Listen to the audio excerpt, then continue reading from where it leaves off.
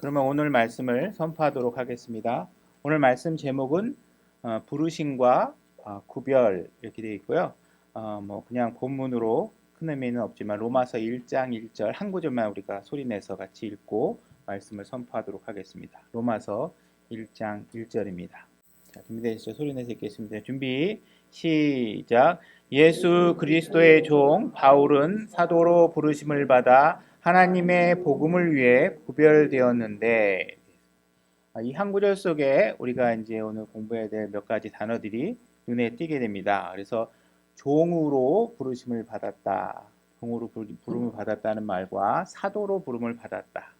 그 다음에 우리가 하나님의 복음을 위해서 구별되었다라는 말들이 처음에 1절로 이렇게 선언하고 시작을 하고 있습니다. 그래서 사도 바울이 자기가 처한 위치가 바로 이렇게 종이면서 사도면서 또 그리고 구별된 위치에 있다라는 사실을 말하고 있습니다. 그래서 이 사도 바울이 첫 구절에 선포하고 있는 이 말씀의 의미가 무엇인지 우리가 한번 오늘 살펴보려고 합니다. 자, 1절부터 다시 읽기 시작해 보겠습니다. 예수 그리스도의 종 바울은 사도로 부르심을 받아 하나님의 복음을 위해 구별되었는데, 여기 복음을 위해라고 번역이 되어 있는데 영어 자체의 의미를 보면 복음으로 구별되었다 이렇게 하는 의미가 있어요. 근데 우리 어법상 이제 이게 편하니까 이렇게 한 겁니다. 그래서 뭐 잘못된 번역이라고 볼 수는 없는데 어쨌든 영어의 그 킹제임스 성경 영어가 주는 의미를 우리가 좀 더 조명해 보면 내가 구별되는 목적지 자체가 하나님의 복음으로 내가 구별되었다 이런 의미를 갖고 있습니다. 2절 이 복음은 그분께서 자신의 대언자들을 통하여 거룩한 성경 기록들에 미리 약속하신 것으로, 지금 사도 바울이 복음으로 구별되었다고 하고 있고 이 복음은 이미 성경 기록들에 기록되어 있다고 얘기하고 있어요. 그러면 이 당시 로마에 사도 바울이 편지를 쓸 당시에는 아직 신약 성경이 이렇게 완성돼서 기록본으로 존재하지 않을 때입니다. 그렇다면 지금 이 기록된이라고 얘기하고 있는 그 기록된 문서는 무엇을 얘기하고 있냐면 구약 성경을 얘기하고 있는 것입니다. 그래서 사도 바울이 지금 복음을 전파하려고 하고 있는데 이 복음은 사도 바울이 신약에 들어와서 새로 개발한 논리로 지금 복음을 전하는 게 아닙니다. 그죠? 이미 구약에 이미 기록되어 있던 내용을 전하는 거라고 얘기하고 있는 것이죠. 그래서 예수 그리스도의 탄생과 우리 구속 사역은 이미 우리 창세기서부터 그림의 조각들이 오늘날 신약만큼의 조명이 되어 있지 않지만 이렇게 아주 구약서부터 이미 선포되어 있던 내용들입니다. 그래서 때로는 이제 오늘의 설교 주제는 여담이지만 모세가 더 복받은 사람이냐, 예를 들어서 여러분이 더 복받은 사람이냐 하는 측면에서 여러분들이 조명해 봐야 될 게 뭐냐면 여러분들이 모세나 이런 사람보다 훨씬 복을 많이 받은 사람입니다. 왜 그럴까요? 모세가 모르던 거를 여러분들은 다 알고 있어요. 성경 기록을 지금 신약을 통해서 있잖아요. 옛날에 알고 싶어도 잘 몰라. 이게 무슨 다 이렇게 퍼즐 조각처럼 하나님께서 그때의 경륜에 따라서 이렇게 숨은 그림처럼 되어 있어서 모세나 이런 대언자들이 잘 모르던 걸 여러분들은 그냥 탁 피면 다 알 수 있게 해놨어요. 그러니까 모세보다 여러분들이 훨씬 더 복받은 존재라는 사실을 잘 아시고 여러분들의 위치를 잘 인식하시면 좋을 것 같습니다. 3절 자신의 아들 예수 그리스도 우리 주에 관한 것이라. 그분께서 육체로는 다윗의 씨에서 오셨고, 예수 그리스도께서 인간의 몸으로 오실 수밖에 없었습니다. 인간의 몸으로 와야 인간을 위해서 죽으실 수 있기 때문에, 그죠? 그 다음에 다윗의 씨로 오신 것은 그분은 또한 왕으로 이 땅에 오셔야 되기 때문에 다윗의 씨를 통해서 왕의 혈통을 따라 인간의 모양으로 이 땅에 오시게 된 것입니다.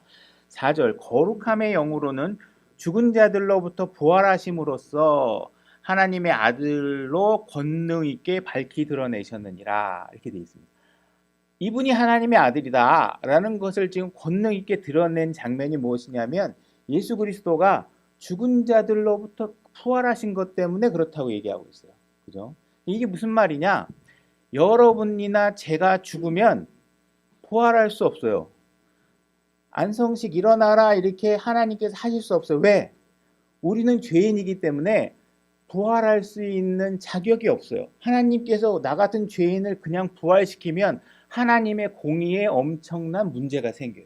그죠? 그렇다 그러면 예수 그리스도는 돌아가셨을 때, 죽으셨을 때 하나님께서 일어나라 그래도 하나님의 공의에 하나도 하자가 안 생겨요. 왜? 이분은 원래 죄가 없으신 분이니까. 죄가 없으신 분이니까 사망이 이 사람을, 이분을 붙잡을 수가 없는 상태인 것이죠. 그죠? 이분은 스스로 선택해서 죽으신 분이에요. 죽고 난 이후에 이분은 원래 죄가 없으신 분이기 때문에 일어나라 그래도 하나님의 공의의 문제가 없고, 이분은 하나님의 공의에 의해서도 일어날 수 있고, 이분은 스스로 하나님이시기 때문에도 일어나실 수 있는 분이십니다. 그래서 이분이 부활하셨다, 스스로 힘으로 부활하셨다 하는 의미는 뭐냐면 이분이 바로 하나님의 아들이다 하는 사실을 입증하는 것입니다. 그리고 영원히 사신 분이시죠. 다시는 돌아가시지 않으셨던 분이십니다. 5절, 그분으로 말미암아 우리가 은혜와 사도직을 받아 그분의 이름을 위하여 모든 민족들 가운데 믿음에 순종하게 하였나니. 여기서 그분으로 말미암아 우리가 할 때 우리는 누구일까? 그죠? 지금 우리라고 지칭하면서 무엇을 얘기하고 있냐면 사도직을 받은 사람을 이야기하고 있습니다. 그죠? 그러면 사도직을 받은 우리라는 것은 누구를 얘기하냐면 12사도를 얘기하는 겁니다. 자기가 사도직을 받은 사람이 12사도였죠. 이 사도직을 받은 12사람이 무엇을 하도록 이분들이 부르심을 받았냐면 모든 민족들 가운데 믿음에 순종하게 하였나니, 이렇게 돼 있어서 이 12사도가 전부 다 모든 민족들에게 복음을 전하는 일을 명받아서 사도직이 된 것입니다. 그러니까 우리가 이게 잘못 인식하는 것 중에 하나가 뭐냐면, 사도 바울은 이방인을 위해서 부르심을 받았고, 나머지 사도들이나 특히 대표로 베드로 같은 경우에는 유대인을 위해서 사도로 부름을 받았다 하는 것은 성경적으로 입증되지 않는 내용입니다. 그죠? 성경은 분명히 뭐라고 얘기하고 있냐면 이 모든 12사도가 처음에 부름 받을 때 스타트부터 모든 민족들에게 복음을 전하는 일에 순종하도록 부르심을 받았다는 것입니다. 그죠? 그 다음에 6절, 너희도는 누구입니까? 로마 지금 교회 성도들, 이 편지를 수신하고 있는 사람들을 얘기하고 있는 것이죠. 너희도 그들 가운데 예수 그리스도의 부르심을 받았느니라, 이렇게 돼 있습니다. 그래서 사도 바울을 포함한 12사도는 사도로서 부르심을 받았고, 너희들은 사도로 부름을 받았다는 얘기는 하지 않습니다. 그제 너희들은 예수 그리스도의 부르심을 받았다, 이렇게 얘기를 하고 있어요. 그죠? 7절, 바울은 로마에서 하나님께 사랑을 받고 성도로 부르심을 받은 모든 사람에게 편지하노니 하나님 우리 아버지와 주 예수 그리스도로부터 은혜와 평강이 너희에게 있기를 원하노라. 그래서 여기서 지금 또 성도로 부르심을 받았다라는 말이 돼 있죠. 그래서 로마에 있는 교회에 있는 사람들은 지금 편지를 수신받고 있는 사람들은 성도들이고, 제가 지금 편지를 쓰는 대상은 누구냐면 구원받은 성도에게 편지를 하고 있다, 이 얘기를 하고 있는 것입니다. 우리가 1절에 지금 읽은 본문 중에 사도로 부르심을 받았다 하는 이야기가 있는데, 그러면 사도가 뭐냐? 사도라는 의미가 뭐냐? 누가 도대체 사도고 어떤 사람이 사도라는 것이냐 하는 의미에 대해서 이미 알고 계시는 분들 계시지만 혹시 또 처음 들으신 분들은 이 부분을 잘 구별해서 인식을 하셔야 됩니다. 그러니까 사도는 아무나 될 수가 없습니다. 오늘날에는 내가 사도다 이렇게 주장하는 사람이 있으면 성경적으로 그 사람은 거짓말하는 사람입니다. 일단 사도의 조건은 여러 가지가 있지만, 일단 기본적으로 예수 그리스도의 죽으심과 묻히심과 부활하심을 목격한 사람이어야 됩니다. 그렇죠? 그러니까 지금 그 이후에 그 한시적인 시간을 벗어나서 출생했거나 그 이전에 죽었던 사람은 이미 제외고, 그 기간에 있었어도 예수 그리스도의 죽음에 대해서 증언할 수 있는 목격자가 아니면 사도가 될 수 없습니다. 그렇죠? 사도라는 것은 어떤 사람이냐? 예수 그리스도가 죽으시고 새 언약이 시작되면서 초대 교회가 세워질 당시에 교회라는 틀을 세우기까지의 과도기적으로 예수 그리스도의 죽음에 관해서 증언하기 위해서 선택된 사람입니다. 그러면 이 사람이 오늘날에 우리는 기록된 성경이 있어서 왜곡되지 않게 예수 그리스도의 복음을 문자 그대로 받아들이고 전하면 되지만, 이 당시 예수 그리스도의 죽음과 부활하심에 대해서는 기록된 문서가 없습니다. 그러면 누군가가 증언을 하려면 본 사람이 증언을 해야 그 증언이 효력이 있고 효과가 있고 담대하게 전할 수 있지, 들어가지고 얘기하는 거는 말이 바뀔 수 있고 확실할 수 없죠. 누구한테 들은 얘기다 이러면, 그죠? 그러나 사도들은 실제로 그 상황들을 목격하고 예수님을 직접 따라다니면서 배웠고 예수님과 더불어 이렇게 접촉이 있었던 사람이에요. 사도 바울 같은 경우는 특별한 케이스라 사후에 이제 예수 그리스도와 직접 만났지만, 사도 바울은 예수 그리스도의 죽음과 묻히심과 부활하는 장면에, 역사적인 장면에 같이 동행했던 사람들입니다. 그래서 이와 같이 예수 그리스도의 죽음을 목격한 사람을 사도로 하나님께서 사용하고 계시는 거죠. 그래야 자기의 죽음에 관해서 직접 본대로 전할 수 있죠. 그죠? 그래야 내가 봤다니까? 내가 봤다고 이래야지 말이지.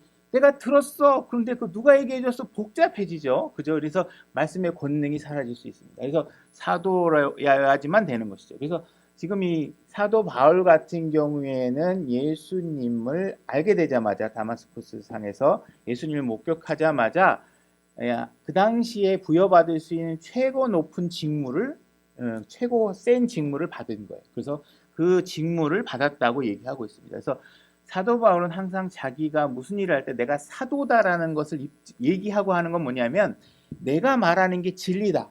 그죠? 그 다음에 신약의 교리를, 구약에 흠이했던 그림들을 구체적으로 서술할 때 내가 이렇게 서술할 수 있는 건 뭐냐? 내가 사도이기 때문에 그렇다. 이러한 입장을 정확하게 세우고 있는 거예요. 사도의 권위가 무너지면 신약 성경의 권위가 다 사라지기 때문에 그렇습니다. 그래서 그런 사실들을 잘 이해하시면 되고, 그래서 사도 바울이 지금 사도로 부름받았다. 그래서 이 당시 한시적으로만 사용된 직무다. 지금 오늘날에는 내가 사도다 그럴 수 없는 것이 이런 이유가 있고, 또한 사도들은 특별한 이적과 표적을 행하도록 권능을 하나님께서, 예수님께서 부여해 주셨죠. 그래서 죽은 사람도 살려야 되고 병든 사람도 고쳐야 되고, 그죠?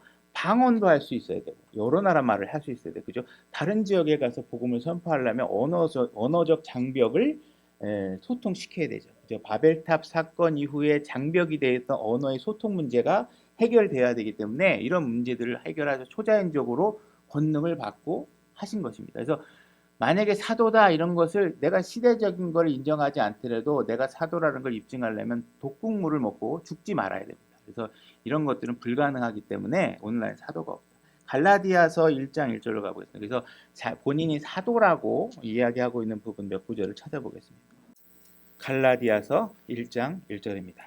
제가 읽겠습니다. 사람들에게서 나지도 아니하고 사람으로 말미암아 나지 아니하며 오직 예수 그리스도와 죽은 자들로부터 그분을 살리신 하나님 아버지로부터 말미암아 사도가 된 바울. 사도가 된 바울은 그 사도직을 자기가 받게 된 것은 어떤 사람이 자기에게 위임해 준 권력이 아니에요. 그죠? 어떤 교단에서 준 위치도 아니고 어떤 높은 제사장이 준 것도 아니고 예수 그리스도를 살리신 하나님에 의해서 임무를 부여받은 것이죠. 그죠? 그래서 바울이 사도가 된 것은 사람으로부터 받은 직무가 아니다. 그리고 이 직무를 받아서 하고자 하는 일은 뭐냐면 예수 그리스도의 죽음에 관해서 이야기하는 것이 메인 테마로 제가 부르심을 받았다는 얘기입니다. 디도서 1장 1절로 가보겠습니다. 제가 읽겠습니다. 하나님의 종이요 예수 그리스도의 사도인 바울은, 그래서 사도 바울은 사람의 사도가 아닙니다. 누구한테 임명받은 사람이 아니고 예수 그리스도가 바로 그 일을 시키신 분이십니다. 그래서 예수 그리스도의 사도입니다.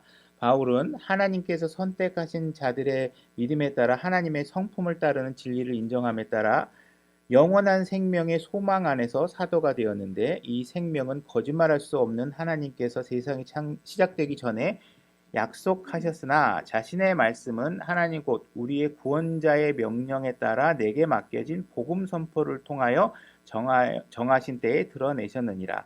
지금 내가 맡은 임무가 뭐냐면 복음을 선포하는 일을 맡았는데, 이 복음 선포를 나에게 일을 맡겨주신 분이 누구냐면 여러 가지 설명을 하시면서 그분이 구원자다. 그 구원자라는 분이 영원한 생명도 주시고 하신 분이신데, 이분이 나에게 이 복음을 맡겨주셨다. 이렇게 얘기를 하고 있습니다. 그래서 예수님께서 사도 바울을 딱 만나서 너 이 일을 해라 이렇게 딱 얘기했을 때 사도 바울이 네 하겠습니다 한 게 뭐예요? 종의 자세로 한 겁니다. 그죠? 하나님의 일을 딱 시켰는데 제가 기도해보고 결정하겠습니다.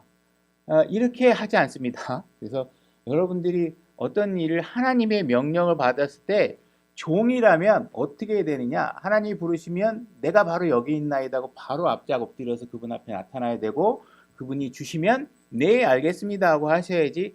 뭐 주인이 종에게 마당 좀 쓸어라 그러는데 기도해보고 하겠습니다 이렇게 하면 말이 안 되잖아요. 그죠? 그러니까 여러분들이 구별하실 건 목사의 명령에 이렇게 하라는 게 아닙니다. 이게 하나님의 명령이에요. 그래서 목사가 시키면 하나님의 명령이지 하고 무조건 순종해야 돼, 이 얘기를 하는 게 아니에요. 그걸 구별하시고 하나님께서 명령으로 주신 내용에 대해서는 우리가 바로 순종하는 자세를 보여야 된다. 뭐 기도해보겠다 이런 것들은 하나님하고 내가 뭐 하는지 하자는 거예요. 흥정하자. 내가 기도해보고 나한테 유익이 뭐가 있을까? 이거 하면 나한테 큰 피해가 없을까? 이런 거 하다가 네 하겠다는 거잖아요. 이건 종의 자세가 아닙니다. 그래서 종의 자세는 하나님의 명령을 바로 순종하고 하는 것입니다. 그래서 구원자의 명령에 따라서 사도 바울은 표적과 이적을 행할 수 있는 능력과 더불어서 이 일을 하게 된 것입니다. 그래서 그러면 하나님께서 이 사도 바울에게 왜 이런 일을 시켰을까? 많은 사람들이 있었고 뭐 이런 것들이 있었는데 뭐 다른 여러 가지 이유가 있겠지만 하나님께서 이 사도 바울이 내가 사도 바울을 시킨 이유에 대해서 한 가지 명확하게 얘기하고 있는 게 뭐냐면 이 사람이 나한테 너무 신실했다. 비록 나를 알지 못했지만 하나님을 알고자 하는 어떤 일에 대해서 무진장 신실했다. 이 얘기를 하고 있습니다. 디모데전서 1장 12절로 가보겠습니다. 제가 읽겠습니다.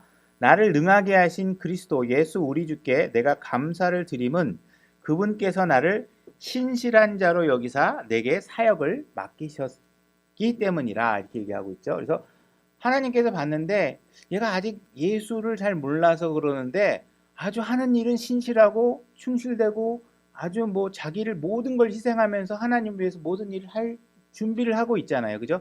이 사람에게 내가 예수 그리스도가 누구인지, 내가 바로 네가 알고 있는 하나님이라는 사실을 알려주면 나를 위해서 열심히 일하겠구나, 이렇게 생각을 해서 했다는 것입니다. 그러니까 하나님께서 누군가의 일을 시킬 때는 갑자기 뜬금없이 아무 사람을 시키는 게 아니라 마음에 무언가 열심히 신실하게 하려고 하는 사람을 찾아서 맡기시는 거예요. 그러니까 여러분들이 나는 뭐 주님을 위해서 무슨 일을 시키면 열심히 하겠습니다, 이렇게 하는 건 올바른 접근 자세가 아닙니다. 여러분들이 주어진 일을 어떤 상황에서든 신실하게 하고 있으면 하나님께서 그 길을 밝히 알려주시고 그 일에, 내가 원하는 일에 순종할 수 있도록 기회를 부여하시는 것입니다. 그래서 여러분들이 막 집에서 탱가탱가 놀고 뭐 그냥 하다가 난 주님이 무슨 일을 이렇게 아무것도 안 시켜주시지 그러면서 뭐가 주님이 시켜주면 열심히 할 거야, 이런 자세로 신앙을 하거나 어떤 일이든지 마찬가지예요. 회사에서 일을 하든 뭘 하든 일하는 사람에게 일을 줍니다. 놀고 있는 사람한테 일 안 줍니다. 그래서 여러분들이 항상 신실한 모습을 갖고 있는 것이 유익하죠. 사도행전 9장 10절로 가보겠습니다. 제가 읽겠습니다. 다마스쿠스에 아나니아라 하는 어떤 제자가 있더라. 주께서 환상 중에 그에게 이르시되 아나니아야 하시거늘 그가 이르되 보소서 주여 내가 여기 있나이다 하매 주께서 그에게 이르되 일어나 고든거리라 하는 거리로 가서 유다의 집에서 사울이라 하는 5사람을 찾으라. 보라 그가 기도하고 있느니라, 이렇게 얘기하고 있습니다. 지금 예수님께서 아나니아라는 사람을 찾아가서 얘기하고 있는 것입니다. 일단 하나님께서 무슨 일을 시키실 때 그 포지션을 항상 고든거리로 가라, 이 의미에 대해서 우리가 영적으로 유의할 것이 있는데 우리는 항상 고든거리에서 시작하셔야 됩니다. 그래서 올바른 위치를 일단 딱 선점하시고 직진할 수 있는 것, 왜곡되고 막 삐뚤어진 길이 아니라 똑바로 갈 수 있는 길에서 여러분들이 일의 시작 포인트를 잡으셔야 됩니다. 그래서 이제 5사람을 찾아가라, 사울을 찾아가라, 이렇게 얘기하고 있습니다. 그 다음에 12절, 그가 환상 중에 아나니아라 하는 사람이 들어와 자기에게 안수하여 시력을 받게 하는 것을 보았느니라 하시거든. 이게 뭐냐면 지금 아나니아에게 가서 뭐라고 얘기하냐면 내가 사울에게 가서 이미 네가 가서 안수해 줄 환상을 보여줬다는 거예요. 지금 아나니아가 지금 사울에게 아직 안 갔죠? 그죠? 아직 안 갔어요. 그거 가라고 지금 시키는 거예요. 근데 바울에게는 어떻게 했냐면 아나니아가 와서 너한테 안수해 줄 거야. 그리고 그 환상을 보여준 거예요. 그죠? 바울에게 아나니아에게 컨펌을 받고 아나니아에게 너한테 올 거야, 내가 물어봤어, 이렇게 확인하는 게 아니라 확인 없이 하고 있다. 이 이야기는 뭐냐면 지금 아나니아가 하나님께서 내 종이라는 인식을 하고 있고 이 두 사람은 확실하게 종의 자세를 취하고 있는 사람이다. 이렇게 아시면 됩니다.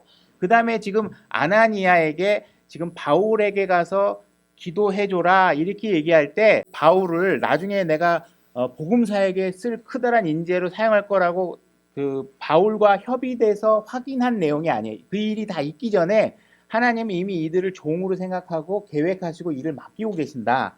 이 이야기를 지금 하고 있는 것입니다. 13절로 가보겠습니다. 일단 이에 아나니아가 응답하되 주여 이 사람에 대해 내가 많은 사람들에게 들었는데 그가 예루살렘에서 주의 성도들에게 많은 악을 행하였나이다 하더이다. 여기서도 그가 주의 이름을 부르는 모든 사람을 결박할 권한을 수제사장들에게 받았나이다 하니라. 지금 그 명령을 주고 바울에게 가서 안수해줘라. 그러니까는 아나니아가 지금 뭐 이상한 거죠. 마음에 궁금증이 생기는 거죠. 그죠? 지금 그 바울은 우리를 막 잡아가고 이러는 사람인데, 사도 바울은 잡아가고 그러는 사람인데 도대체 이 사람을 왜 하는 겁니까? 이렇게 물어보잖아요. 그죠? 그러니까 이 아나니아가 갖고 있던 마음의 궁금증을 하나님과 더불어 이렇게 해소하는 것은 굉장히 솔직한 자세입니다. 그래서 신앙할 때 여러분들이 궁금한 것들이 있으면 이렇게 물어보셔야 돼요. 그래서 비판하려고 물어보는 게 궁금할 때는 물어보셔야죠. 하나님께서 필요하면 다 설명해 주실 거고 필요 없으면 그냥 결정만을 얘기하시면 순종하시면 됩니다. 그죠? 그러나 아나니아가 이렇게 지금 하나님이 얘기하실 때 네 알겠습니다. 궁금한 거 꽉 참고 가다가 하면 실족하게 되죠. 이게 잘 안 되니까. 그래서 하나님과 인격적인 기도를 할 때 궁금한 것들이 있으면 물어보는 게 좋습니다. 이게 대화가 안 되면 내가 마음속에 스스로 편향된 결정을 내릴 경우가 굉장히 많습니다. 그래서 내가 짐작해서 결정을 내리면 잘못된 결정일 확률이 거의 99%고 그 잘못된 결정들 때문에 나오는 아웃컴이 결과가 잘못된 행동을 여러분들이 하게 돼요. 그죠? 그래서 이런 것들은 묻고 대화하는 것들이 중요합니다. 하나님에게도 그렇고. 그러나 주께서 그에게 이르시되 내 길로 가라. 그는 이방인들과 왕들과 이스라엘 자손 앞에 내 이름을 전하기 위해 내가 택한 그릇이니라. 지금 뭐라고 얘기하고 있냐면 사도 바울은 이방인과 왕들과 또 누구예요? 이스라엘 자손 앞에 내 이름을 전하도록 택한 그릇이라고 얘기하고 있죠. 그러니까 사도 바울은 이방인들만을 위한 사도다. 이렇게 얘기하는 건 성경적으로 입증이 안 된다는 거예요. 사도 바울은 지금 뭐예요? 이방인들에게도 가야 되고 이스라엘 왕들에게도 가야 되고 이스라엘 자손 앞에도 가야 되는 사람이다. 그래서 이 두 사람의 어떤 베드로와 특히 대표되는 베드로와 바울의 사역을 이렇게 이분법적으로 나누는 것은 잘못된 성경적이지 않은 견해다 이렇게 이해를 하셔야 됩니다. 사도행전의 순서를 보게 되면 실질적으로 이방인에게 제일 먼저 복음을 전한 사람은 누구냐면 베드로입니다. 베드로가 고넬료라는 사람의 집에 가죠. 안 가려고 하는 걸 하나님께서 여러 가지 환상을 보여주시면서 가라 이렇게 해가지고 가서 복음을 전해주죠. 그래서 실질적으로 베드로가 오히려 이방인들에게 복음을 먼저 전하는 사람입니다. 사도행전 순서상은. 그러니까 우리가 뭔가 베드로는 유대인들에게 위한 사도고 사도 바울은 이방인을 위한 사도다 하는 것은 성경적인 정의는 아니다. 그래서 우리가 어떤 사람의 책을 읽건 어떤 목사들의 견해를 들을 때 성경과 이야기가 다르면 무조건 성경의 기준을 잡으셔야지 어떤 사람의 주장에 여러분들이 매몰되면은 잘못될 수도 있다 하는 것입니다. 성경적이지 못한 스탠스를 취할 수 있는 거죠. 16절에 그가 내 이름으로 인하여 얼마나 큰 일들로 반드시 고난을 겪어야 하는지 내가 그에게 보이리라 하시니. 그래서 지금 사도로 부름을 받아서 그 바울이 해야 될 일들은 뭐냐 하면 다 고난과 관련된 일들을 하게 될 것이다. 그거를 내가 바울에게 보여줄 거고 바울은 기꺼이 그 일을 행하게 될 것이다. 이렇게 얘기를 하고 있는 것입니다. 지금 바울이 내가 종이다 이렇게 얘기하고 있는 것은 예수님과의 관계를 설정하는 표현입니다. 그죠?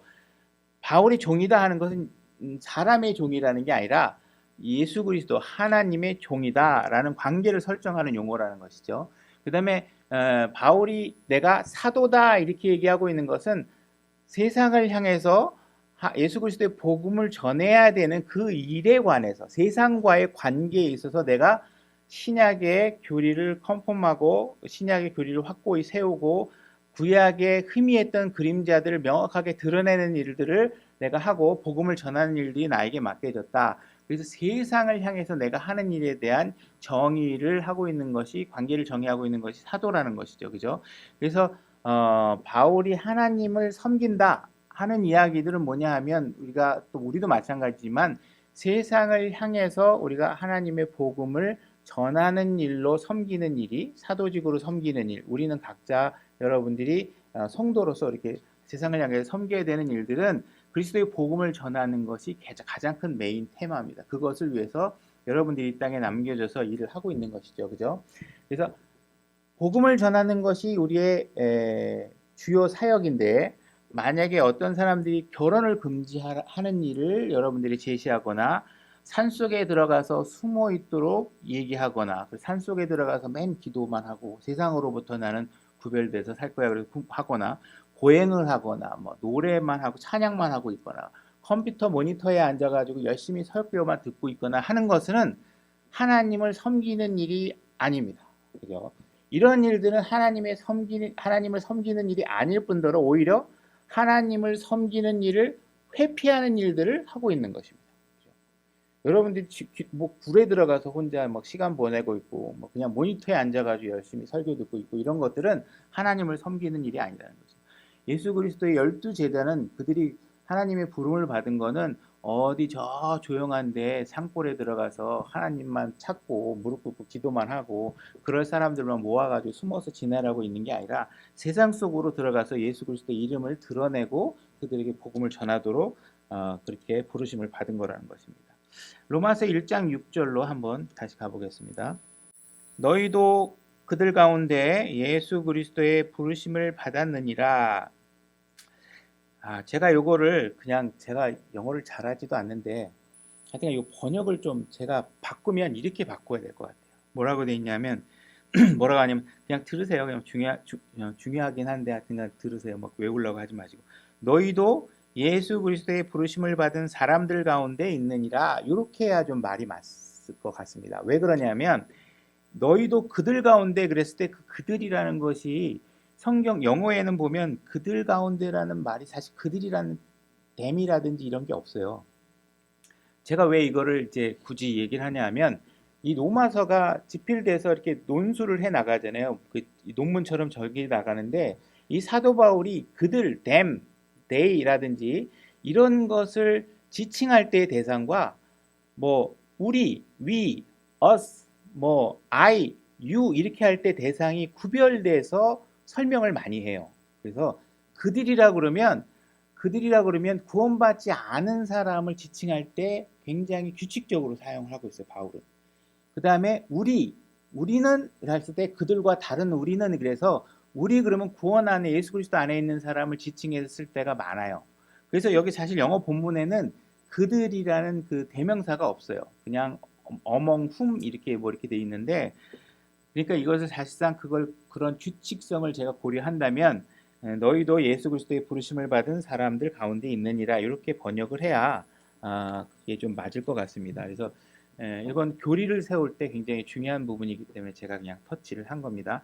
7절 바울은 로마에서 하나님께 사랑을 받고 성도로 부르심을 받은 모든 사람들에게 편지하노니 이렇게 해서 지금 6절에서 예수 그리스도의 부름을 받았다.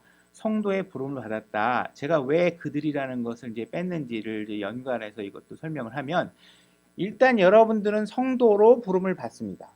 그죠? 구원을 받으면 다 성도가 되는 것입니다. 그래서 여러분들이 구원을 받게 되면 저마다의 재능을 가지고 주님을 섬기도록 부르심을 받는 것입니다. 각자의 능력의 크기는 다르고 종류도 다르죠. 나름대로 재능도 틀리고 그렇지만 모두가 다 주님을 섬기는 데 사용될 수 있도록 각자의 재능을 가지고 구원을 받습니다.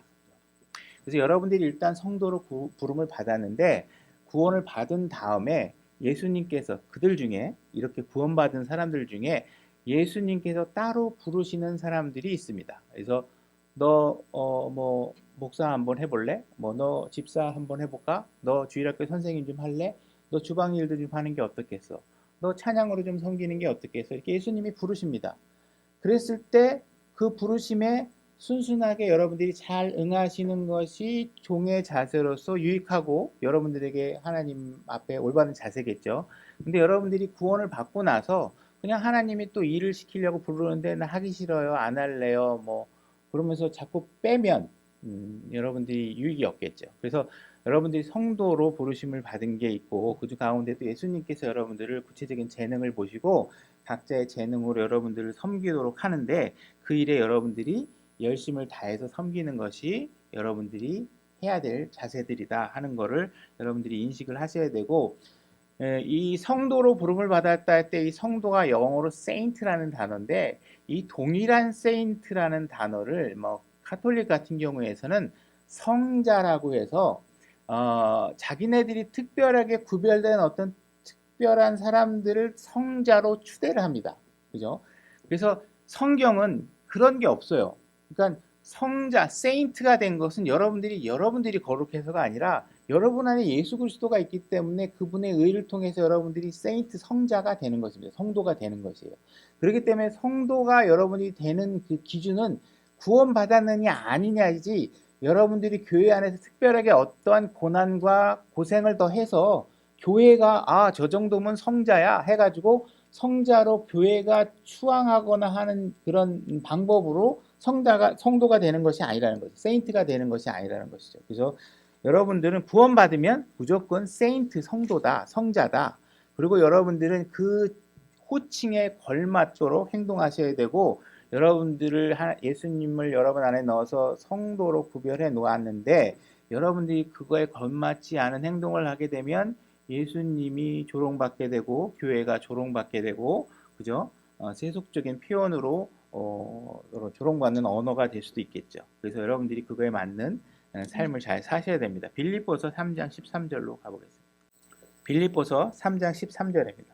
제가 읽겠습니다. 형제들아 나는 이미 붙잡은 줄로 여기지 아니하고 다만 이 한 가지 일을 행하나니 곧 뒤에 있는 그것들을 잊어버리고 앞에 있는 그것들에 도달하려고 나아가 그리스도 예수님 안에서 하나님의 높으신 부름의 상을 받으려고 표대를 향해 밀고 나가노라 이렇게 되어 있습니다. 지금 바울이 자기 자신에 관해서 자기의 신앙의 어떤 자세를 뭐라고 얘기하고 있냐면 내가 아직 더 밀고 나가야 될 것들이 있다. 더 무엇인가 더 열심히 노력해서 성취해야 될 것들이 있다라고 얘기하고 있습니다. 그 위에 8절로 올라가 보겠습니다. 그리고 3장 8절 참으로 확실히 모든 것을 손실로 여김은 그리스도 예수 내 주를 아는 지식에서 뛰어나기 때문이라. 지금 바울은 예수 그리스도를 아는 지식에서 어느 누구보다 뛰어난 상태입니다. 예수님에 대해서 지금 사도 바울만큼 조명을 받은 사람이 없죠. 그죠? 내가 그분을 위하여 모든 것을 손실로 여기고 그것을 단지 배설물로 여김은 내가 그리스도를 얻고 율법에서 난 내 자신의 의가 아니라 그리스도의 믿음을 통한 의 곧 믿음으로 말미암아 하나님에게서 난 의를 소유한 채 그분 안에서 발견되려 함이라. 지금 바울은 세상적으로 아주 사회적인 신분이 높은 사람입니다. 학문적으로도 뛰어나고 근데 그런 걸 다 지금 뭐라고 여기고 있냐면 배설물로 여기고 있다고 얘기해요. 이 사람이 배설물로 여길 수 있는 것은 무엇 때문이냐면 예수 그리스도를 아는 지식에서 뛰어나고 또한 이제 내가 예수 그리스도의 의로 인해서 발견되는 상태가 되어야 되는 것이 얼마나 값진 일인가를 알고 있기 때문에 그렇다는 것입니다. 10절 이것은 내가 그분의 죽으심과 일치되어 그분과 그분의 부활의 권능과 그분의 고난에 참여하는 것을 알고자 하며 어찌하든지 내가 죽은 자들의 부활에 도달하려 함이라. 지금 바울의 이야기는 내가 이미 구원을 받았고 의를 얻었고 하나님의 지체가 되었고 부활이 보장되었다는 사실을 주장하고 있는 것이에요. 그리고 내가 그분을 아는 지식에서도 뛰어나다고 얘기하고 있어요. 그러니 사도 바울이 내가 이렇게 복된 상황과 뛰어난 지식을 알고 있는데 내가 지금 살고 있는 모습이 옛날과 다를 게 없으면 안 된다 이 얘기를 하고 있는 것이에요. 그죠? 그렇게 다 알고 있지만 내가 더 나가야 될 부분이 있다. 이미 더 성취해야 될 부분이 있다. 그래서 내가 예수 그리스도를 믿는다 이렇게 말만 하지 말고 나 성경 많이 알아요. 뭐 세대적 진리 다 읽었어요. 이렇게 말만 하지 말고 정말 그렇게 알고 있다면 아는 사람답게 삶을 살아라 이 얘기를 하고 있는 거지. 난 그렇게 하고 있다. 내가 너무나 다 잘 알고 있지만 뛰어난 지식을 알고 있지만 내가 아직도 가야 될 길이 있다. 그래서 더 열심히 노력하고 있다. 너희들도 말로만 내가 뭘 많이 안다고 자꾸 하지 말고 나한테 새로운 생명이 주어졌다. 나는 구원을 받았다. 영원히 살 수 있다. 그래서 네가 안 믿는 사람과 뭐가 차이가 있는데 너를 왜 구원하셨는데 너를 의롭게 구원하셨는데 너의 하고 있는 행동은 하나도 의롭지 못하고 하나도 믿는 사람이라고 얘기할 수 있는 행동을 하나도 하고 있지 않다면 그것을 얼마나 부끄러운 일이겠느냐. 사도 바울이 이 이야기를 하고 있는 것입니다. 그래서 너희들이 성도로 부르심을 받았다. 나는 구원받았다. 말로만 하지 말고 정말 성도로서의 삶을 보여줘라. 나는 그걸 보여주기 위해서 열심히 노력하고 있다. 이 얘기를 지금 하고 있는 것입니다. 우리가 구원을 받았다면 당연히 영원한 생명이 주어지고 성도의 신분을 얻는 것이고 그죠? 이런 교리는 명확합니다. 이것은 흔들리지 않아요. 그렇지만 여러분들이 정말 예수 그리스도와 닮아가는 삶을 살려고 노력하는 것이 하나님께서 성도로 구원하신 것에 합당한 행위를 드러내는 것이다. 그 일을 위해서 열심히 노력해야 된다. 내가 그 노력을 향해서 표대를 향해서 열심히 가고 있다. 이 얘기를 하고 있는 것입니다. 다시 로마서 1장 1절로 로마서 1장 1절입니다. 제가 읽겠습니다. 예수 그리스도의 종 바울은 사도로 부르심을 받아 하나님의 복음을 위해 구별되었다. separated 되어 있다. 이렇게 얘기를 하고 있습니다. 여러분들이 과거의 나쁜 습관으로부터 구별되었고, 그죠? 뭔가 과거의 죄로부터 구원되었고, 잘못된 모임들, 잘못된 친구들, 죄 짓는 친구들로부터 여러분들이 구별된 삶을 살려고 구별하는 그런 시도를 하게 되죠. 그래서 이런 것들은 여러분들이 구원받게 되면 아주 기초적으로, 기본적으로 하는 모습이고 하는 단계입니다. 근데 여러분들이 이런 잘못된 습관으로부터 돌아는 섰는데 그 돌아서서 대신 추구해야 될 대상이 없게 되면 여러분들은 과거의 삶으로 그냥 돌아갈 개연성이 굉장히 높다는 것이에요. 그래서 지금 이 영어 문장이 내가 separated from 어디로부터 구별됐다라고 문장을 얘기하고 있지 않고 내가 하나님의 복음으로 구별되었다. 다시 말해서 내가 어디로부터 구원되었다는 것이 중요한 게 아니라 내가 지금 목적지가 하나님의 복음 안에 내가 그 일을 하기 위해서 구별되어 있다. 이런 목적지가 가는 것이 굉장히 중요하다는 것이죠. 그래서 내가 과거의 잘못으로부터 구별되어 있지만 내가 어떻게 새로운 삶을 시작해야 되는지에 대해서 여러분들이 이해하지 못하고 있으면 여러분들은 잘못은 다 끊었는데 대신 뭐 할 게 없어. 그러면 막 심심할 거 아니에요. 그죠? 그러면 다시 옛날로 돌아가고 싶겠죠. 그래서 여러분들이 뭔가 이거 하면 안 돼, 저거 하면 안 돼, 이거 하면 복 받아, 저거 하면 복 안 받아, 막 이렇게 해가지고 여러분들이 막 뭔가 절제해야 될 행동을 예수님 믿었으니까 술 안 마셔야지, 예수님 믿었으니까 모두 안 해야지 막 하면서 하지 말아야 될 목록들만 수두룩하면 여러분들의 삶이 어떻게 되겠어요? 지치겠죠, 그죠? 힘들고 이거 뭘 어떻게 하라는 거야? 그래서 뭔가 대신 즐거울 일들이 있어야 되는데 그게 안 된다는 것이죠.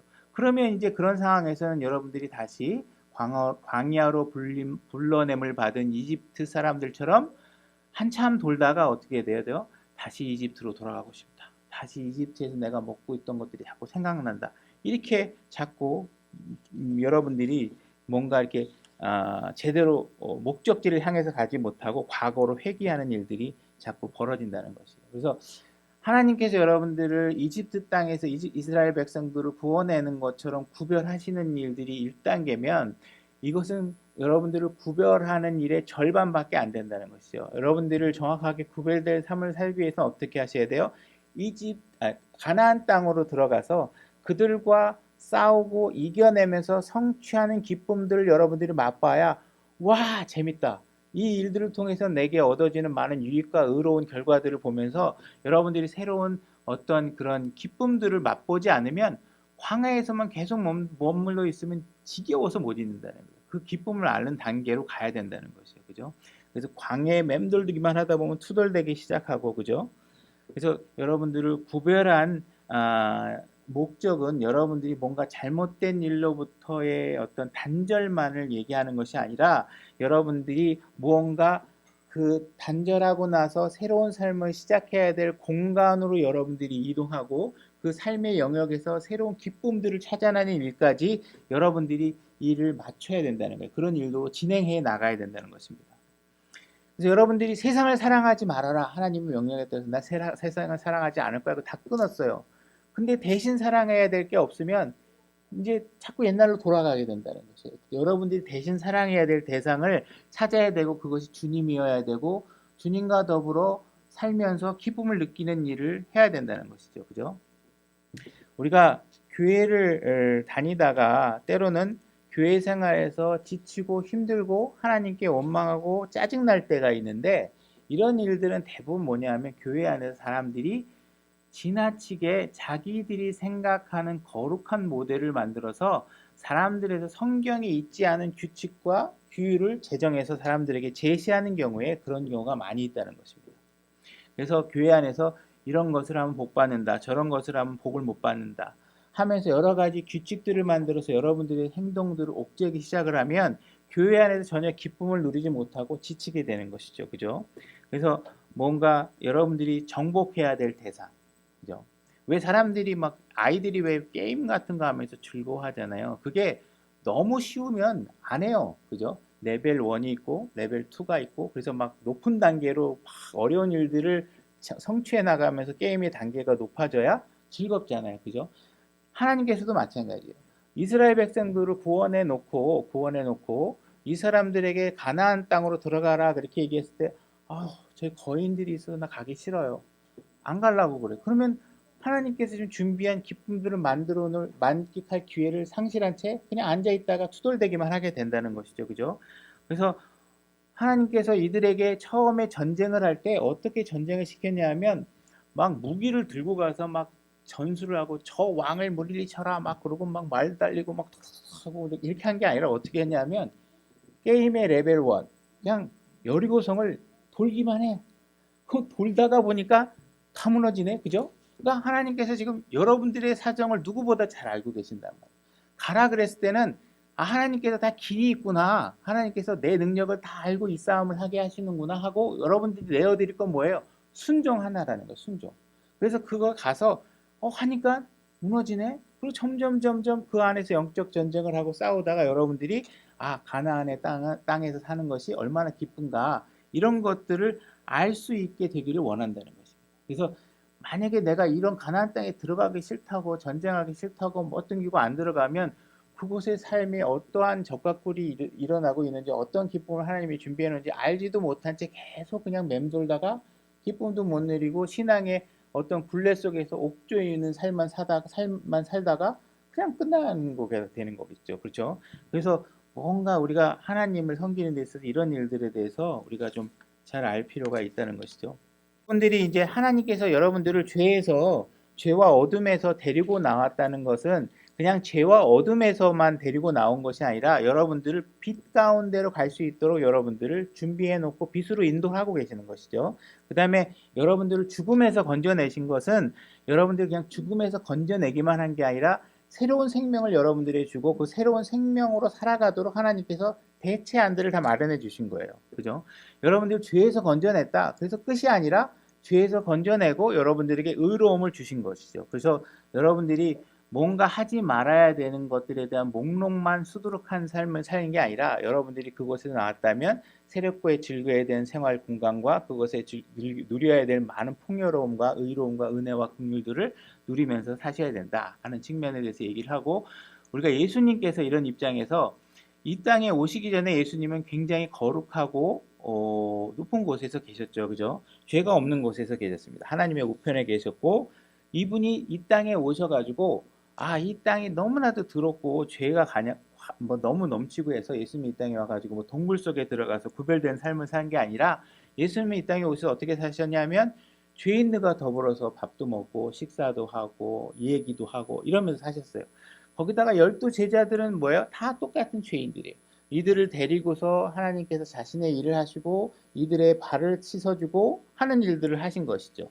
만약에 여러분들이 이 땅에 살면서 나는 너무 거룩해서 저렇게 죄 많은 사람과 더불어 나는 같이 있기 싫어.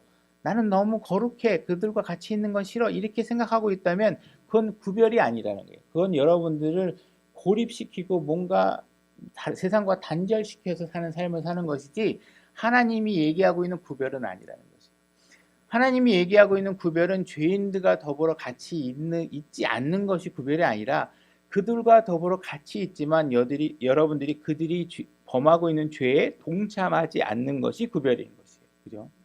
그들과 함께 있지만 죄의 욕망에 여러분들이 마음이 뺏기지 않는 것. 이것이 구별이라는 것이에요. 하나님께서.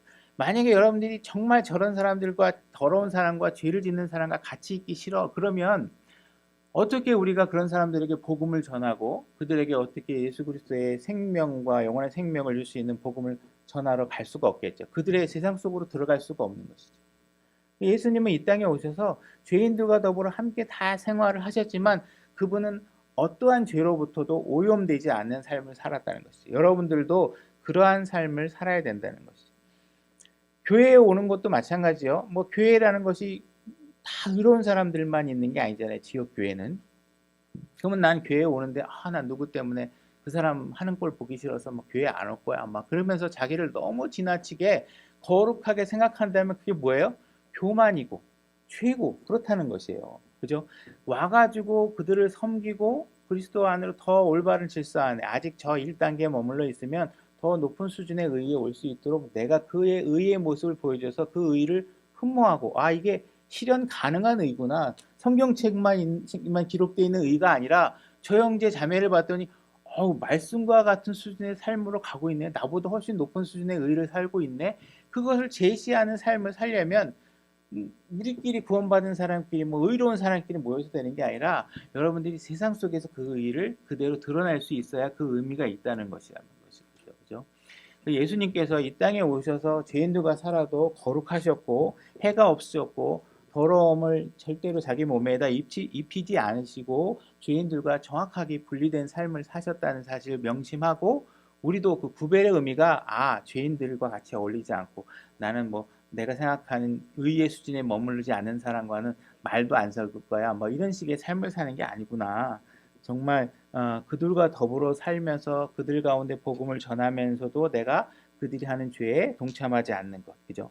바울이 하나님을 위해서 고린도 교회를 찾아가고 아테네를 찾아가고 또 로마에 가고자 하는 열망을 가졌다는 것은 그 세상 속으로 들어가서 하나님의 복음을 전하려고 하기 때문에 그렇다는 것이죠.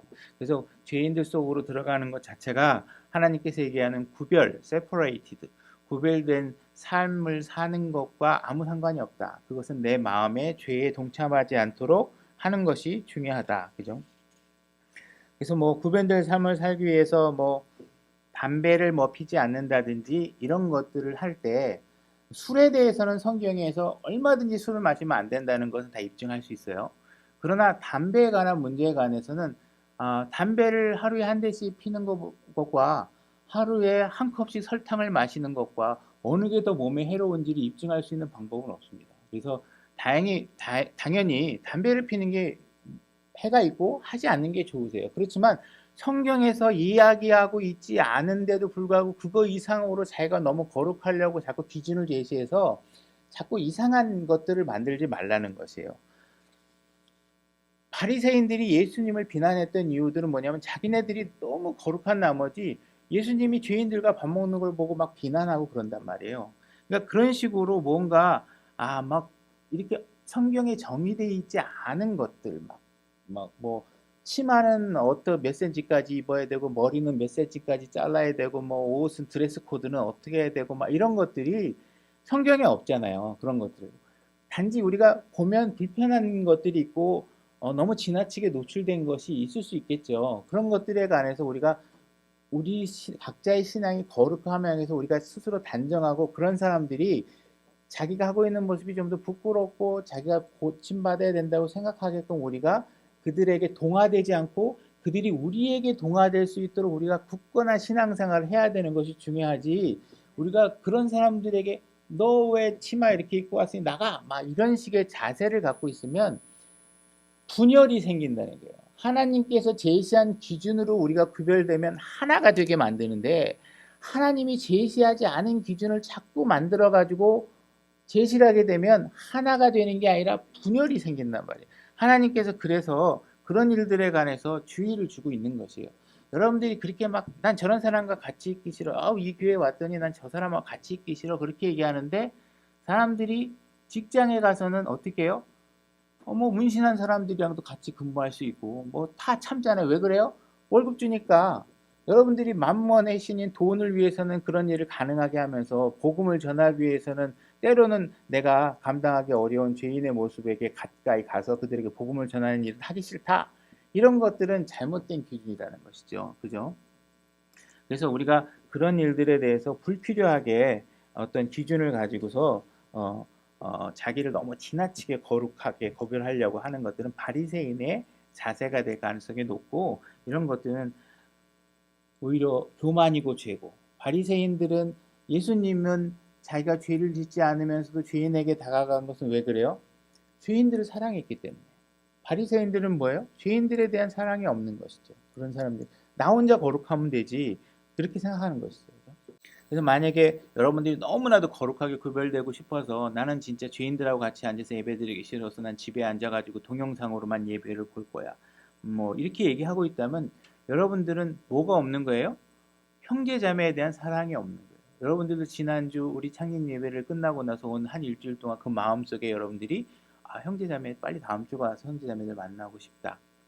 그러한 사랑이 여러분들에게 있기를 하나님께서 원하고 계신단 말이에요. 왜?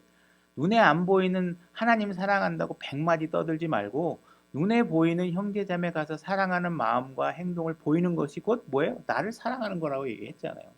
그러니까 눈에 보이는 거에 잘 하시라는 게 그죠? 근데 자기 혼자 너무 막 거룩한 척하면 그건 성경적 구별이 아니에요. 골로새서 2장 18절로 가겠습니다. 아무도 꾸며낸 겸손과 천사 숭배로 너희를 속여 너희 보상을 빼앗지 못하게 하라. 어떤 사람들은 뭐 이렇게 막 뭐 그런 건 아니지만 어떤 사람들은 마음과 다르게 막 겸손한 척하고 형제님 자매님 그럼요 막 이렇게 하면서 행동하는 사람들이 있잖아요. 마치 그렇게 해야 사람들이 뭔가 겸손하다고 얘기해 줄 것 같아서 하는 사람들이 있단 말이에요. 근데 그것이 진심이 아니고 꾸며낸 거면 어떻게 해요? 하나님께서 인정하지 않는다는 거예요. 그죠? 그런 것은 올바르지 않다는 거예요. 그래서 뭔가 교회 안에서 여러분들이 이렇게 행동하셔야 돼 이렇게 하는 것이 겸손한 거에 해서 결과만 주어지고 내 마음은 같이 따라가지 않는데 그렇게 안 하면 다른 사람들이 뭐라 그럴 것 같고 내가 이렇게 해야 사람들이 나를 잘 좋게 봐주겠지 하는 것 때문에 다른 사람의 시선을 신경 써서 그렇게 행동하는 거는 잘못된 거고 그런 건 해도 어떻게 보상이 없다는 거예요. 보상을 빼앗긴다고 되어 있죠. 그런 사람은 자기가 보지 아니한 것들 속으로 들어가 자기 육신적 생각으로 말미암아 헛되이 우쭐대며 그죠? 막 어느 날 교회 와가지고 열심히 막 며칠 동안 막 청소 막 하고 그래요. 근데 그게 뭔가 앞뒤가 안 맞아서 왜 이렇게 열심히 하지? 그러다가 며칠 딱 지나가면 이 교회는 말이야 내가 뭐 열심히 청소했는데도 알아주지도 않고 이제 그 다음부터 불만이 막 이렇게 나와요. 그러면 그게 뭐예요? 꾸며낸 겸손과 열심을 보인 거잖아요. 진짜 예수님에게 내 마음이 들여져서 하는 게 아니라 내가 꾸며져서 뭔가 이 교회에서 누구 사람들 나 청소하는 거 안 봐주나 막 이런 사람들이 있단 말이에요. 교회에서 무슨 일 시키면 목사님 보는 데서만 하고 안 보이면 안 하고 뭐 이런 사람들 있잖아요. 뭐 교회뿐만 아니라 세상에도 마찬가지, 직장에서도 그런 일이 있겠죠. 그런 식으로 하는 것은 합당하지 않다는 거예요. 19절 머리를 붙들지 아니하느니라. 그렇게 하는 사람은 머리를 붙들지 않는다고 돼 있는데 이 머리 헤드 영어 단어가 첫 글자가 대문자로 돼 있어요. 자, 영어에서 대문자가 돼 있으면 뭘 나타내는 건지 여러분들 이제 아실 수 있나요? 누굴 얘기하는 건가요? 헤드? 예수 그리스도 얘기하는 거잖아요. 그죠? 여러분들 예수 그리스도를 붙들지 않고 사람이 만든 규례나 규칙이나 사람들의 기준을 만족시키려고 하는 것은 헛된 것들이에요. 그죠? 성경에 기록된 예수 그리스도의 말씀에 순종해야지. 머리를 붙들지 아니하느니라. 그러나 이 머리로부터 온몸이 마디와 힘줄의 영향을 공급받고 서로 결합하여 하나님께 자라게 하시는 대로 자라느니라. 그래서 여러분들이 이렇게 성경에 기록된 하나님의 말씀의 진리에 대해서 우리가 해야지 그렇지 않고 무언가 사람이 제시하거나 다른 교회가 제시하는 규정과 마치 이렇게 해야지 거룩한 것이라고 얘기하면서 하는 규리를 따르게 되면 예수 그리스도를 머리로 하는 교회를 세우는 것이 아니라 뭐예요? 머리가 되고 싶어하는 사람의 기준을 만족시켜주는 다른 교회를 만들어가고 있는 거예요. 그죠? 누군가가 이렇게 해야 됩니다 라고 얘기할 때 우리는 자세는 어떻게 해야 돼요? 그럼 그거를 성경에 어떻게 기록되어 있는지 보여주십시오. 이렇게 해서 성경으로 입증되어야 우리가 그걸 순종할 수 있는 것이죠. 그죠? 갑자기 머리를 몇 센치 잘라야 됩니다 막 그렇게 얘기하면 그럼 성경에 몇 센치 자르라고 어디 있습니까? 이렇게 물어보셔야 된다는 거예요. 그죠? 11조를 해야 됩니다. 이렇게 얘기하면 11조 하라는 얘기가 성경에 어디 있습니까? 여기에서 그것이 정말 우리에게 해당되는 명령인지를 구별하셔야 된다는 것이죠. 그죠? 그래서 뭔가 교회가 예수 그리스도가 머리가 되는 교회가 돼야 되는데 자꾸 머리가 되고 싶어하는 사람의 기준을 충족시키는 교회가 돼서는 절대로 안 된다. 우리가 예를 들어서 홈스쿨링 같은 거 하나를 보게 되면 사람들이 이제 이거 홈스쿨 하는 것이 뭔가 세상으로부터 거룩하게 구별될 수 있는 교육 방법이다 이렇게 생각하는 경우가 있지요. 그래서 마치 그리스도인들이 홈스쿨링 하는 것이 굉장히 좋은 방법이다 제시하기도 해요. 그래서 그 자체가 반드시 나쁘다 이렇게 얘기할 수 없죠. 그건 상황에 따라 내가 홈스쿨링 하는 것이 여러 가지 여건상 할 수밖에 없는 상황이면 하셔야 되죠. 그러나 성경에는 홈스쿨링에 대해서 얘기한 적이 없어요. 그죠? 어떻게 하라고.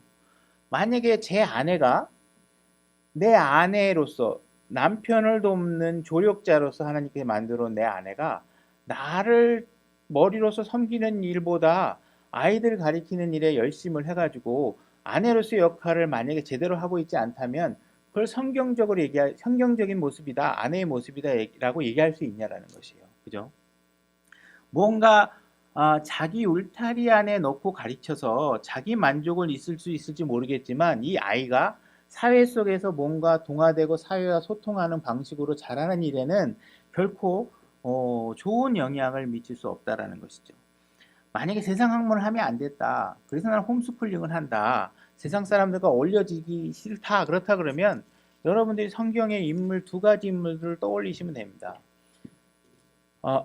모세, 자꾸 사람 이름 얘기가 트라우마가 생기네. 모세 같은 경우에 어떻게 자랐습니까? 이집트라는 세상을 대표하는 땅에서 그것도 최고의 왕실 학문을 배우고 자란 사람이에요. 그죠? 하나님께서 그를 어떻게 사용하셨습니까? 그가 이집트 왕실에서 정확하게 세상 학문들을 최고의 학문을 다 알렸지만 하나님께서 그가 배운 학문을 통해서 어떻게 하셨어요? 민족의 지도자로 쓰셨어요. 거기서 리더십이나 왕권에 관해서 제대로 배우지 않았으면 그 수많은 군중을 어떻게 리드하겠어요? 모세 오경 누가 기록했어요? 모세가 기록했잖아요. 만약에 왕실 학문을 배워서 그가 학문에 대해서 뛰어나지 않았다면 하나님께서 그에게 성경을 기록하도록 그렇게 구약에 큰 비중을 차지하고 있는 성경을 기록하도록 하실 수 있었겠어요? 세상에서 학문을 했기 때문에 그래요. 그 다음에 바울 같은 경우를 생각해 보세요. 사도 바울 같은 경우에는 당대의 언어를 4가지를 했었고 철학과 모든 학문에 능통했던 사람이에요. 그죠? 그러니까 하나님은 이 사람을 통해서 뭘 하셨어요? 시공간을 초월해서 여러분들이 읽고 있는 신약의 서신서들 지금 우리가 하나님의 교리를 정립하는 이 서신서를 다 누가 기록했어요? 바울이 기록했잖아요. 바울이 홈스쿨링 했을 것 같아요? 그거 안 했어요. 다 배울 수 있는 학문들을 다 배웠다고요. 그 당시에 배울 수 있는 공부들을. 만약에 여러분들이 세상과 벽을 쌓고서 키워낸 아이들을 가져야 되겠다고 생각한다면 부모의 기준에는 맞을지 몰라요. 근데 과연 이런 사람들이 세상 속에 나가서 그리스도의 복음을 전할 때 그들로부터 인정받고 사회성 있는 사람으로서 인정받는 위치를 가지려면 그건 어렵다는 거예요. 그리고 굳이 그런 것을 해야 된다고 성경에 기록하고 있지 않다는 거예요. 성경에 기록하고 있지 않은 걸 자꾸 말하면서 거룩한 것이라고 얘기하고 성경적이라고 주장하는 거는 잘못된 것이라는 거예요. 그래서 자꾸 우리는 성경을 봐야 되는 거예요. 이게 성경에서 얘기하고 있는 건가? 아니면 한 사람의 개인의 지나친 의에서 나온 규정인가? 라는 걸 아셔야 된다는 것이죠. 그죠? 만약에 홈스쿨링을 해서 요즘 같은 세대에 영어, 수학, 과학 이거 엄마 혼자 다 가르칠 수 있어요? 아버지 혼자 한 부모가 다 가르칠 수 있어요? 없잖아요. 그러면 영어 전공한 엄마 좀 섭외하고 그죠? 과학 전공한 물리학 전공한 엄마 섭외하고 그러면 이제 돌아가면서 하면 이제 이게 홈스쿨링이 아니잖아요. 그죠?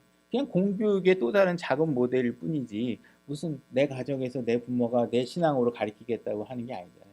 결국은 다람쥐 쳇바퀴 돌듯이 아무것도 아닌 상태에 도달하게 돼요.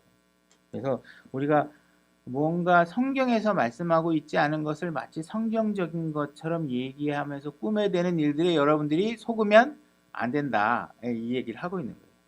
20절 골로새서 2장 20절 그러므로 너희가 세상의 유치한 원리들로부터 떠나 그리스도와 함께 주거권을 어찌하여 세상에 살고 있는 것 같이 규례들에 복종하느냐. 성경에 없는 세상들의 규례들에 복종하지 말아라. 21절 만지지도 말고 맛보지도 말고 손을 대지도 말라 하는 것이니 이 모든 것은 사용하는 대로 없어질 것이요 사람들의 명령들과 교리들에 따른 것이다. 만지지도 말라 요 말은 하면 여러분들이 떠오르는 장면 있나요? 그렇죠? 창세기 3장에 가면 이브가 만지지도 말라 이런 얘기를 더해 넣었잖아요. 그죠? 그건 하나님이 주신 명령이 아니었잖아요. 그죠?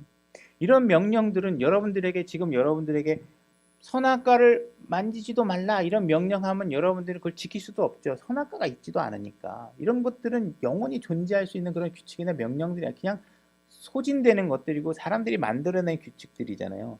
이런 것들의 규례들에 복종하느냐고 분열이 생기도록 만들지 말아라 하는 얘기예요. 여러분들이 하나님의 규례를 따라서 구별되는 것은 연합되게 하셔요. 그거는 당연히 우리에게 유익이 있어요. 근데 하나님께서 명령하고 있지 않은 것들까지 기준을 만들어서 여러분들이 복종하기 시작하면 복잡해져요. 그리고 분열이 생겨요. 서로 의견이 틀려지고 분열이 생긴다. 그러니까 그런 일들에 대해서 우리가 주의를 해야 되죠. 이런 것들은 의지대로 경배하고 자기를 낮추며 몸을 경시하는 데는 참으로 지혜 있는 것 같아 보이나, 그죠?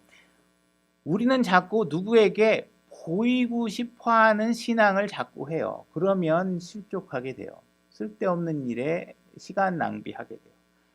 그래서 여러분 육체를 만족시키는 아무 가치가 없는 일이라. 그래서 우리가 뭔가 보여주기식 신앙 이런 것들을 하면 안 된다는 거죠. 그 대표적인 게 우리가 금식 같은 게 있겠죠.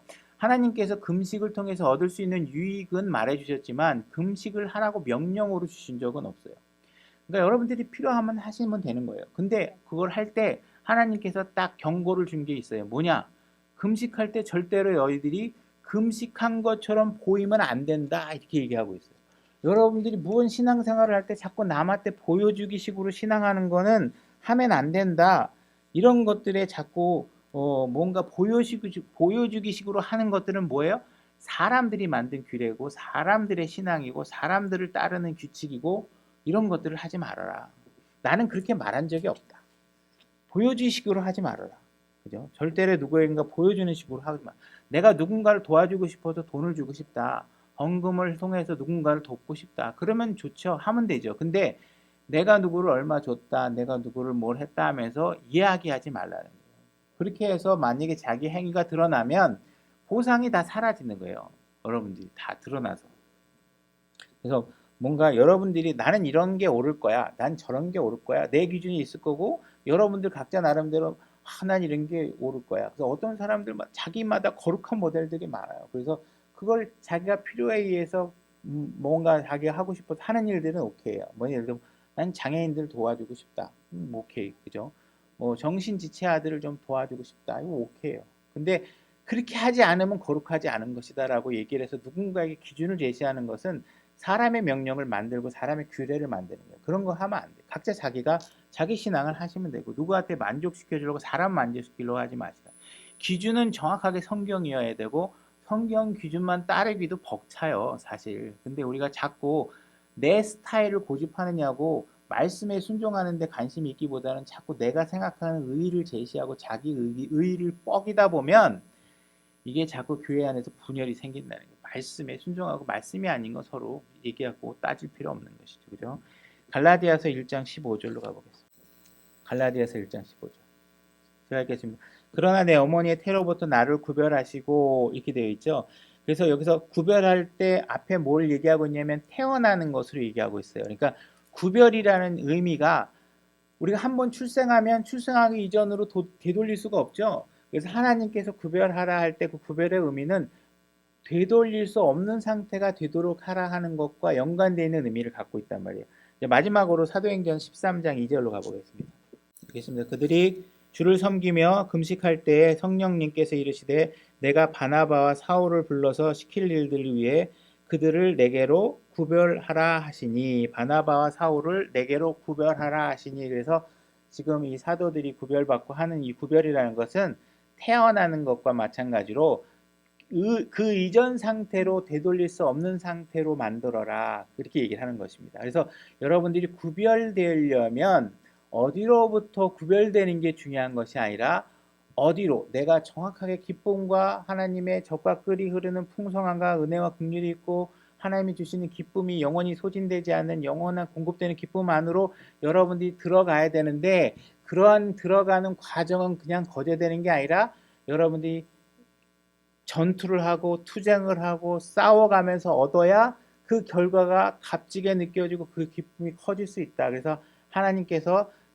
너희들을 광야로 불러낸 것과 같이 거기서 머무르지 말고 가나안 땅으로 가서 실질적으로 영적 전쟁을 통해서 여러분들이 그 가나안이 주는 기쁨을 누리도록 해라. 그래서 그렇게 가나안 땅으로 정확하게 들어가서 하나님의 말씀을 잘 지키면 되돌릴 수 없는 기쁨 가운데 너희들이 머무를 수 있다, 이 이야기를 하고 있는 것입니다. 그래서 여러분들이 이렇게 되돌릴 수 없는 기쁨을 얻기 위해서 여러분들이 선한 싸움에 동참하셔서 과거로 돌아가고 싶은 마음이 생기지 않게, 막상 해봤더니 아 기쁘네, 하나 내가 성취해봤 순종했더니 이 기쁨이 생기네 하면서 여러분들이 그 기쁨들을 누려나가시는 신앙생활을 하시길 원합니다.